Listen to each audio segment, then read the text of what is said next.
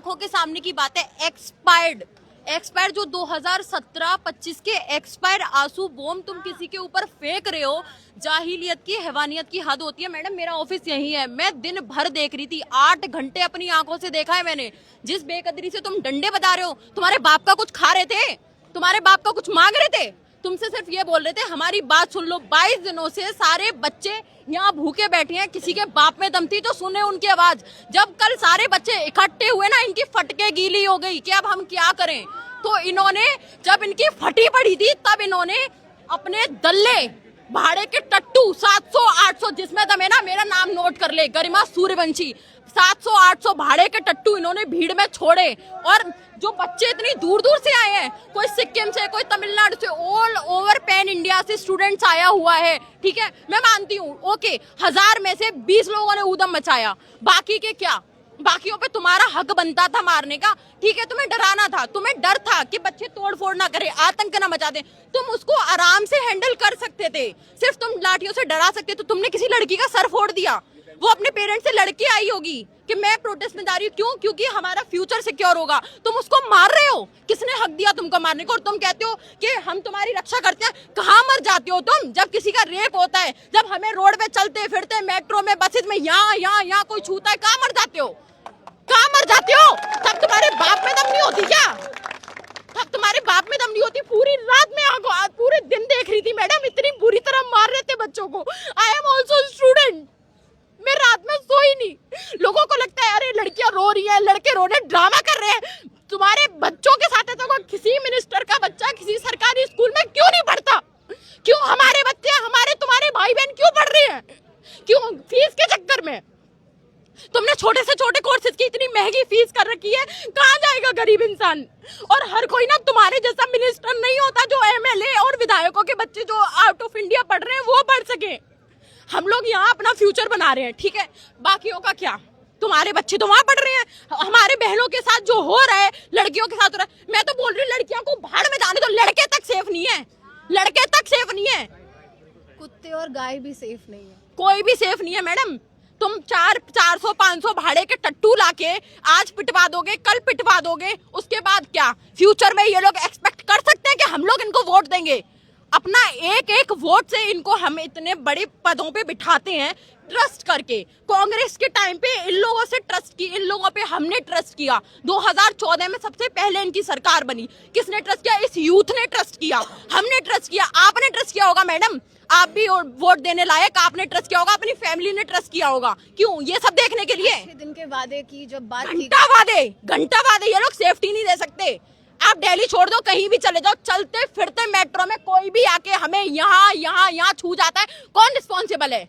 मैं रात को 2 बजे फोन करती हूँ एफआईआर लिखने के लिए, मेरे पास पता नहीं कहाँ से वल्गर्स कॉल आ रहे हैं, मेरे को पता ही नहीं है, मैं इन्वॉल्व भी नहीं हूँ। और बोलते हैं वुमेन हेल्पलाइन पे कॉल करो। कौन है रिस्पॉन्सिबल? कौन जवाब देता है वुमेन हेल्पलाइन पे? कितनी वुमेन है मुझे बताओ यहाँ जिसके साथ सेक्सुअल हैरेसमेंट नहीं हुई, मेंटली हैरेसमेंट नहीं, और उन लोगों ने ट्राई किया है। मैं ये नहीं बोल रही 100 में से 100 के 100 कंप्लेन करते हैं, 100 में से 5 लोगों ने भी अगर कंप्लेन करने का ट्राई किया, कितनों को जस्टिस मिला है मुझे बता दो।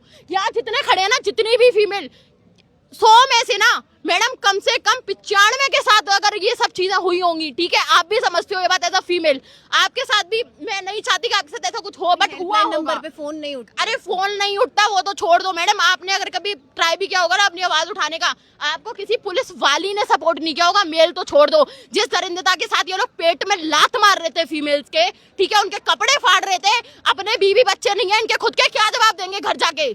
अपने बच्चों को ये बताएंगे कि क्या बोलते, हमने बच्चों को मारा था बड़े गर्व से? ये मुंह दिखाने लायक नहीं है, ठीक है, इनके पास कोई रिजोल्यूशन नहीं है, इसीलिए ये सब ये लोग कर रहे हैं। मैं मानती हूँ इन लोगों ने क्या फैलाया, 3 गाड़ियां पुलिस की आउटर सर्कल पे टूटी पड़ी हैं। अभी भी कोई आएगा ना, क्या कैप्चर करके ले जाएगा कि यूथ आया था, उसने तोड़फोड़ की है, पर क्यों करी?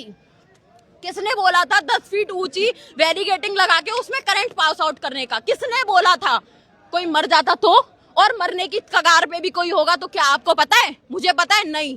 मैं पूरे दिन देखी हूँ, मैं तो सिर्फ एक दिन देखी हूँ मैडम। जो 6 जून से यहाँ भूखे मर रहे हैं, प्यासे मर रहे हो, चलो नहीं भी है भूखे प्यासे, रात दिन एक कर रहे हैं, अपने पेरेंट्स से लड़ के आ रहे हैं, ठीक है, उनका क्या? एक लड़के की मैंने वीडियो देखी, वो पूरा इंजर्ड था, वो सीधा खड़ा हो, छोड़ो वो बैठ तक नहीं पा रहा था। उसकी मदर का फोन आता है, he said mother mamma all are okay, यहाँ सब बढ़िया चल रहा है। उसकी माँ पूछती आवाज कांप रही है तेरी, मैडम मम्मा नारा लगाने से कांप रही है। वो बच्चा सुनो कितना झूठ, भी 200 रुपए बच्चे उधार ले लेके आ रहे हैं यहाँ प्रोटेस्ट में मार खाने के लिए।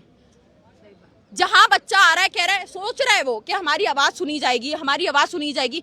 वैसे तो इतनी इजीली कोई आता नहीं है, ठीक है। जहां पे 4 लोग आ जाते हैं वहां तुम लोग मार धाड़ करके एक कर देते हो। क्या फर्क रहा तुम में और उन अंग्रेजों में?